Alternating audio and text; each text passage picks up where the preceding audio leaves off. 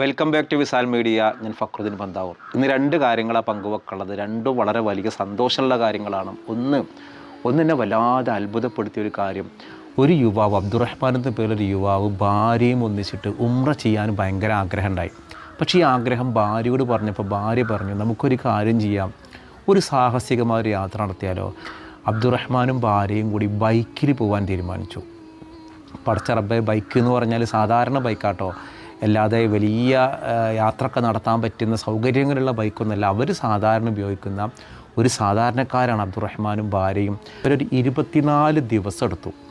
24 ദിവസം കൊണ്ടാണ് ഇവർ പരിശുദ്ധ ഉംറയ്ക്ക് എത്തിയത്. ഇവർ 6297 കിലോമീറ്ററാണ് ഇവർ നടത്തിയൊരു യാത്ര. എല്ലാവർക്കും മഖബൂലായ മബ്റൂറായ ഹജ്ജും ഉംറയും ചെയ്യാനുള്ള തൗഫീഖ് അല്ലാഹു നൽകട്ടെ. അപ്പോൾ ഈ മനുഷ്യനൊരു ഉംറനെ അത്ഭുതപ്പെടുത്തിയത് 6297 കിലോമീറ്റർ 4-5 രാജ്യങ്ങളിലൂടെ പോയിട്ട് ലാഹോറിൽ നിന്നാണ് അബ്ദുറഹ്മാനും അദ്ദേഹത്തിൻ്റെ ഭാര്യയും ഇങ്ങനെ പോയത്. ആദ്യം ലാഹോറിൽ നിന്ന് പിന്നീട് ഇറാനിൽ പോയി, ഇറാനിൽ നിന്ന് UAE പോയി, അങ്ങനെയാണ് സൗദിയിലേക്ക് എത്തിയത്. 24 ദിവസമാണ് ഈ മനുഷ്യന് വേണ്ടി വന്നത്. ഈ അടുത്ത് തന്നെ പോകണമെന്നൊരാഗ്രഹമുണ്ട്.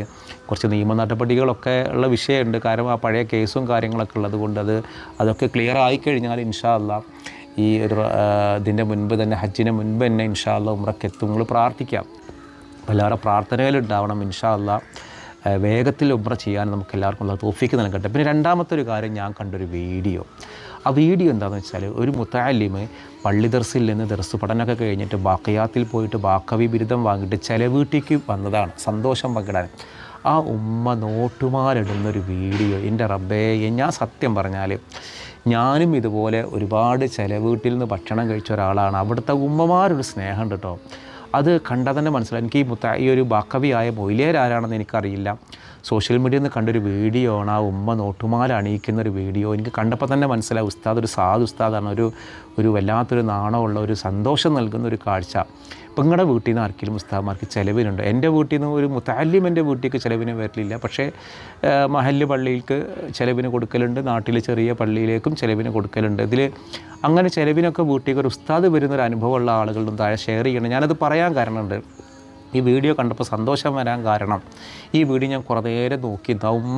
ഉമ്മ സ്വന്തം മോനേക്കാളും സ്നേഹിക്കുമല്ലോ മുത്തഅല്ലിമീങ്ങളെ. വീട്ടിലേക്ക് ചിലവിന് വരുന്ന അത് നിങ്ങൾ ചിലവിന് കൊടുത്താൽ പഴയ വല്യമ്മമാർക്ക് അറിയുണ്ടാവുള്ളൂ. ഇപ്പോൾ തലമുറക്കാർക്കൊന്നും അറിയുണ്ടാവില്ല. വല്യമ്മമാർ എന്ന് പറഞ്ഞാൽ സ്വന്തം മക്കളെക്കാൾ പേരക്കുട്ടികളെ പോലെ സ്നേഹിക്കും മുത്തഅല്ലിമീങ്ങൾ. ഞാൻ ഓർക്കുന്നത്, ഞാൻ ആദ്യം ദർസിൽ പോയത് വാടാനപ്പള്ളിയാണ്. വാടാനപ്പള്ളിയിൽ എനിക്ക് രാത്രി ചിലവ് നിന്നൊരു ഉമ്മയുണ്ട്. ഇതേപോലത്തെ ഒരു ഉമ്മയാണ്, പാവം, മരിച്ചു പോയിട്ടുണ്ടാവും. ഞാനേത് 94-95 കാലയളവിലാണ് ഞാനവിടെ സിവിൽ എഞ്ചിനീയറിങ്ങും പഠിച്ചിരുന്നു, ദർസിലും പഠിച്ചിരുന്നു വാടാനപ്പള്ളിയിൽ. അന്ന് ആ ഉമ്മ, സത്യം പറഞ്ഞാൽ ഞാൻ ആദ്യമായിട്ട്, എന്നും എനിക്ക് നല്ല മീൻ പൊരിച്ചതും അച്ചാറും പപ്പടവും ഉപ്പ് ഇതൊന്നും ഇൻ്റോട് അങ്ങനെ ഫുള്ളായിട്ട് കിട്ടലില്ല. പക്ഷേ ആ ഒരു ഉമ്മ, എൻ്റെ ഉമ്മയെപ്പോലെ ആ വല്യമ്മ, ആ വീട്ടിലുള്ള വേറെ ആരും എനിക്ക് കണ്ട പരിചയമില്ല. ആ വല്യമ്മ പാവം എൻ്റെ അടുത്ത് വന്നിരിക്കും, വിശേഷങ്ങൾ പറയും, നല്ലോണം തീറ്റിക്കും, എന്നെക്കൊണ്ട് നല്ലോണം തീറ്റിക്കും. പിന്നെ ഞാൻ ദർസിൽ പോകുന്നതിന് ശേഷം ആ വല്യമ്മനെ ഞാൻ കണ്ടിട്ടില്ല. അള്ളാഹു ആ വല്യമ്മക്ക് മരണപ്പെട്ടു പോയിട്ടുണ്ടെങ്കിലും മഗ്ഫിറത്തും മർഹമത്തും അള്ളാഹു പ്രദാനം ചെയ്യട്ടെ, ഖബറിടം അള്ളാഹു സന്തോഷത്തിലാക്കട്ടെ. ഞാൻ ആ വല്യമ്മാൻ, ഈ ഒരു വീഡിയോ കണ്ടപ്പോൾ ഞാൻ ആ ഒരു വല്യമ്മാനെ ഓർത്തു. എനിക്ക് ഉച്ചക്ക് ചോറന്നിരുന്ന വാടാനപ്പള്ളിയിൽ, ആ വീടിന് അടുത്ത് തന്നെയാണ് വേറൊരു വീടുള്ളത്. അവിടുത്തെ കുറച്ചും കൂടിയൊക്കെ ഒരു എന്താ പറയുക, ഒരു പരിഷ്കാരമുള്ള, അവിടെ വല്യമാരൊന്നുമില്ല. അവിടെ ഒരു താത്ത ഉണ്ട്. ഞാനവിടെ ചെന്ന് കഴിഞ്ഞാൽ അവിടെ TV ഉണ്ടാവും. TV ഒക്കെ ഒന്ന് വലിയ കൗതുകമുള്ള ഒരു കാലമായതുകൊണ്ട് ഞാൻ അങ്ങനെ TV-യിൽ എന്തെങ്കിലും പരിപാടിയോ സിനിമ ഒക്കെ കണ്ടിരിക്കുമ്പോൾ ആ പാവം താത്ത എനിക്കായിട്ട് സിനിമ ഒക്കെ വെച്ച് തരും. അന്ന് ഈ ദൂരദർശനോ അത് ഏഷ്യാനെറ്റ് ഒക്കെ ഉണ്ടാവൽ, അപ്പോൾ അതിലിങ്ങനെ എന്തെങ്കിലും പരിപാടികളൊക്കെ വെച്ച് തരും. പക്ഷേ എനിക്കവിടെ വലിയൊരു അറ്റാച്ച്മെൻ്റ് ഒന്നുമില്ല. പക്ഷേ ആ വല്യമ്മയോളം അള്ളാഹു അവർക്കും എന്താ പറയുക സന്തോഷങ്ങൾ നൽകട്ടെ. എനിക്ക് ആ വീട്ടുകാർക്ക് അള്ളാഹു സന്തോഷങ്ങൾ നൽകട്ടെ. പക്ഷേ ആ വല്യമ്മ എൻ്റെ മനസ്സിൽ നിന്ന് പോവില്ല. പിന്നെ ഞാൻ വാടാനപ്പള്ളിയിൽ നിന്ന് മാറിയിട്ട് അഞ്ചങ്ങാടിക്ക് വന്ന സമയത്ത് എനിക്ക് രാവിലെ ഇവിടെ ഒരു ഹോട്ടലിലാണ് ഫുഡ് ഉണ്ടായിരുന്നത്. പക്ഷേ ഉച്ചക്കും വൈകിട്ടൊക്കെ ഒരു വീട്ടിൽ നിന്നാണ് ഫുഡ് ഉണ്ടായിരുന്നത്. ആ വീട്ടിലത്തെ ആരും ഞാൻ കണ്ടില്ല. ഒരു വല്യപ്പാനെ കണ്ടിട്ടുണ്ട്. ആ വല്യപ്പ എനിക്ക് ഫസ്റ്റ് തന്നെ ഒരു ദിവസം വിളിച്ചിട്ട് പറഞ്ഞു, ഖത്ത് ഓതാൻ പറഞ്ഞു, 100 റുപ്യൻ്റെ കയ്യിൽ തന്നു. അങ്ങനെ ആ വീട്ടിൽ എന്നാൽ സമയമായി കഴിഞ്ഞാൽ നമ്മളെ ഭക്ഷണമൊക്കെ റെഡിയായി വിളിക്കും. ആ വീട്ടിലത്തെ ഒരാളും, സ്ത്രീകളായാലും ആണുങ്ങളായാലും ഞാൻ ആരും കണ്ടില്ല. ഈ വല്യപ്പാനെ മാത്രമേ കണ്ടിട്ടുള്ളൂ. പക്ഷേ വല്യപ്പൻ്റെ കൂടെ ഭക്ഷണം കഴിക്കാൻ ഇരിക്കൊന്നുമില്ല കേട്ടോ. ഞാൻ അവിടുന്ന് കഴിച്ചു. വലിയൊരു അറ്റാച്ച്മെൻറ്റ് ആ വീട്ടിലുണ്ടായിരുന്നില്ല. അത് വാടാൻ, അത് അഞ്ചങ്ങാടിയിലാണ് ആ വീട്. എനിക്ക് ചെറിയൊരു ഓർമ്മ ഉണ്ട്. പിന്നെ ഞാൻ ആ വീട്ടുകാരെ കണ്ടിട്ടില്ല. അള്ളാഹു അവർക്കും സന്തോഷങ്ങൾ നൽകട്ടെ.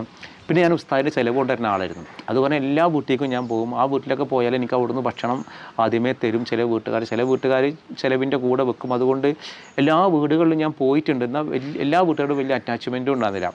ഞാൻ അഞ്ചങ്ങാടിയിൽ ഒരു വർഷമാണ് ഞാൻ ദർസിൽ പഠിച്ചത്. പിന്നെ ഞാൻ ചെറവല്ലൂർ പോയി. അതിൻ്റെ ലൈഫിൽ വലിയൊരു മാറ്റമാണ്.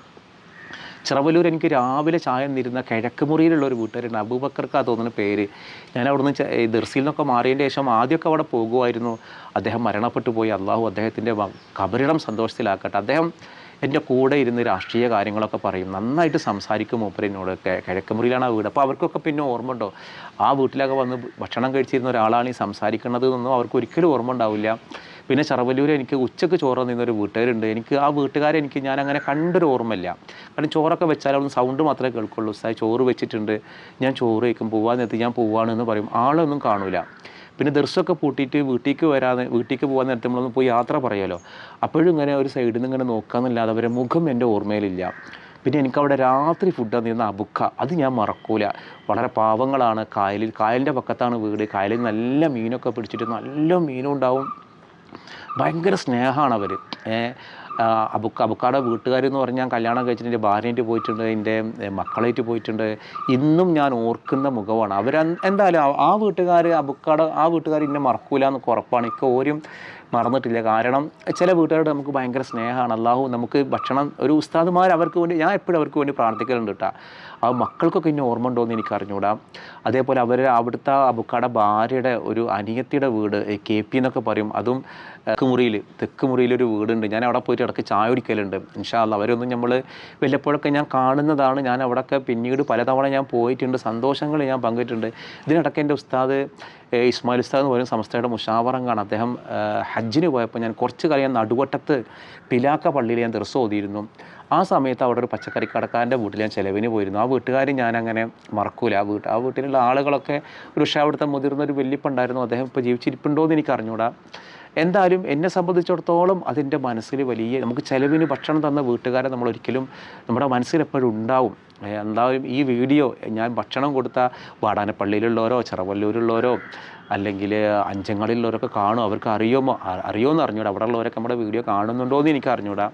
പിന്നെ ഞാൻ ദർസ് ഓതിയത് കക്കടിപ്പുറത്താണ്. അവിടെ പിന്നെ ക്യാൻറ്റീനിലാണ് ഫുഡ്. അതുകൊണ്ട് വീട്ടിലൊന്നുമല്ല. ഞാൻ എൻ്റെ വീട്ടിൽ നിന്ന് പോകും, അവിടുന്ന് ക്യാൻറ്റീനിൽ നിന്ന് ഫുഡ് കഴിക്കും. പിന്നെ ദർസ് കഴിഞ്ഞാൽ പിന്നെ വീട്ടിലേക്ക് വരും. പിന്നെ ഞാൻ കോളേജ് പഠിക്കുന്ന സമയമായിരുന്നു അന്ന്. അപ്പോൾ ഏതൊരു മുത്താലിം ഉസ്താദുമാരും ഭക്ഷണം കൊടുത്ത വീട്ടുകാരൊരിക്കലും മറക്കൂല. അപ്പോൾ ഞാൻ ഈ ഒരു സമയം ഈ വീഡിയോ കണ്ടപ്പോൾ എനിക്ക് ഭക്ഷണം തന്ന ഈ വീട്ടുകാരെ ഞാൻ ഓർത്താണ്. നമ്മളെല്ലാവരും ഇതിലിപ്പോൾ ഈ വീഡിയോ കാണുന്ന ആരെങ്കിലും ഇതുപോലെ മുത്താലിമുകൾക്ക് ഭക്ഷണം ഉണ്ടെങ്കിൽ ആ സന്തോഷം ഒന്ന് പങ്കുവെക്കണം. ഞങ്ങൾ വീട്ടിൽ നിന്ന് കൊടുക്കലുണ്ട്. അതൊരു വലിയ സന്തോഷമാണ്. ഒരു ഭയങ്കര സ്നേഹമാണ്. ഞാൻ വാടാനപ്പള്ളിയിൽ രാവിലെ ചായ അടിച്ചിരുന്നൊരു വീടുണ്ടായി, ഞാൻ പറയാൻ വിട്ടുപോയി. രാവിലെ ചായ അടിച്ചിരുന്ന ആ വീട്ടുകാരെ ഞാൻ എൻ്റെ ലൈഫിൽ നൂൽപുട്ട് ഞാൻ അവിടെ നിന്നാണ് കണ്ടത്. എന്നും നൂൽപുട്ട് തന്നെയാണ്. അവസാനം ഞാൻ നൂൽപുട്ട് വെറുത്തുപോയി. എന്നും നൂൽപുട്ടാണ്. നല്ല വീടാട്ടോ. ആ വീട്ടിൽ ആരും ഞാൻ കാണില്ല. ഭക്ഷണം ആയിക്കഴിഞ്ഞാൽ ഒരുപാട് പൂക്കളുണ്ട് അവിടെ. ആ വീട്ടിൽ ഒരുപാട് ചെടികളൊക്കെ ഉള്ളൊരു വീടാണ്. വീട്ടുകാരൊന്നും എനിക്ക് അറിഞ്ഞുകൂടാ. കാരണം അത്രയ്ക്ക് സൂക്ഷ്മതയുള്ള ആളുകളൊക്കെ അന്നുണ്ടായിരുന്നു. ഉസ്താദുമാരോട് ഒരു സ്നേഹം കൊണ്ട് തന്നെയാണ് അവർ ഭക്ഷണമൊക്കെ തരുന്നത്. പക്ഷേ വീട്ടുകാരൊന്നും അന്നൊക്കെ നമ്മളൊരു 10ാം ക്ലാസ് കഴിഞ്ഞുള്ള പ്രായമാണ്, നമുക്ക് അറിഞ്ഞുകൂടാ. അവരാ വീട്ടിനെ ഞാൻ പറയാൻ വിട്ടുപോയി. ഇൻഷാ അല്ലാഹ് എല്ലാവരും ദുആൽ ഉൾപ്പെടുത്തുക. ഭക്ഷണമൊക്കെ കൊടുക്കുന്ന ഉസ്താദുമാർ ഒരിക്കലും ദുആൽ, ആളുകളുടെ മുഖം മറന്നാലും ദുആ ഒരിക്കലും നിൽക്കൂല എന്നുള്ളതാണ്. എന്തായാലും ഉസ്താദുമാർക്ക് ചിലവിന് കൊടുക്കുന്ന ഉമ്മമാരുടെ ഒരു തലമുറ അവസാനിക്കുകയാണ്. അള്ളാഹു നമുക്കെല്ലാവർക്കും നന്മ ചെയ്യാനും അത് പ്രചരിപ്പിക്കാനുള്ള തൗഫീഖ് അള്ളാഹു നൽകട്ടെ. إن حل ظلام أو عسر أو زاد على الناس شر نستهدي نورك يا بدر محمد حبك يجمعنا الحب فؤادا صب روى طوبى للقلب النور حوى إن فرق بين الناس هوى مولاي فحبك يجمعنا مولاي فحبك يجمعنا مولانا حبك يرفعنا في اليوم المحشر ينفعنا وفؤاد محبك